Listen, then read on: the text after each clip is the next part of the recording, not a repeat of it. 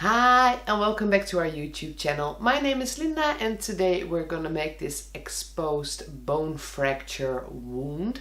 I got a special request by a very nice and sweet customer we have at our store if I could please do some bone fractures with an exposed bone, and preferably it would be the collarbone. So I made this piece of bone with modeling plastic and decided to work with the cut and bump wax by Maekup because it's very soft and very user friendly, and this is the result of this Maekup. And well, if you want to know how I created this, please keep watching because I will explain it step by step in the coming video. It's been a while since I've got this question because I've been thinking on how I could do this and what kind of trauma you could have got when you really get an exposed fracture of your collarbone, because I guess you would need to break a lot to get this bone exposed. But yesterday I decided, okay, let's forget what could have happened to expose this bone and just make it.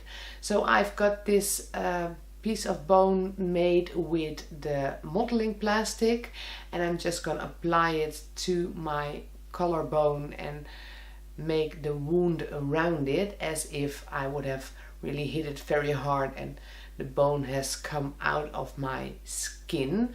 So this is easy to do. Just prepare a piece of bone and glue it onto your skin with prosthetic. I have the prosthetic on the bone and I need to decide if I want it in or out. So I guess this side will stick out to there. Here is my collarbone. So this would be the place for it to come out of my skin. The prosthetic has become transparent, so we can just glue on this bone to my skin. I guess something like this would be kind of nice. It's exactly on my collarbone.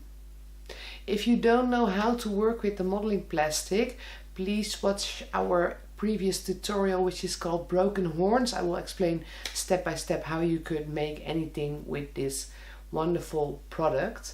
Well, the collarbone is on and only thing left to do is mask that it's fake. So I'm gonna do this with the cut and bump wax I have by Maekup for film and television. This soft wax is easy to create nice effects with. I can just apply it to my skin and work with it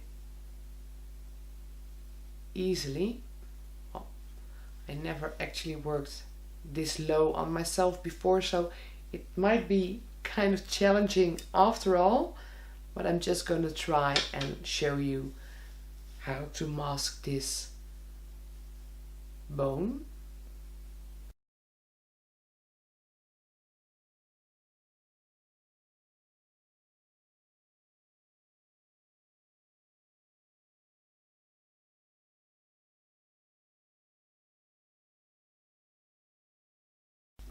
And there is enough wax on the wound. I'm gonna use my fingers and some petroleum jelly to get it in shape, and then just powder it with color set powder I have by Mehron.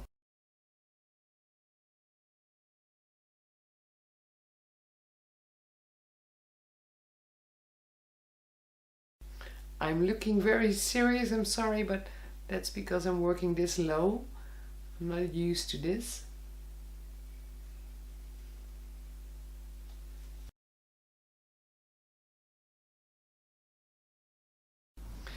And once it's powdered, of course, we're gonna color this with our Pro Coloring bruise. I always start out with the lightest color red, so you can darken it up after you start out. I guess this would be a very bloody mess if this really would happen. But I didn't find as many pictures of it as I would have liked.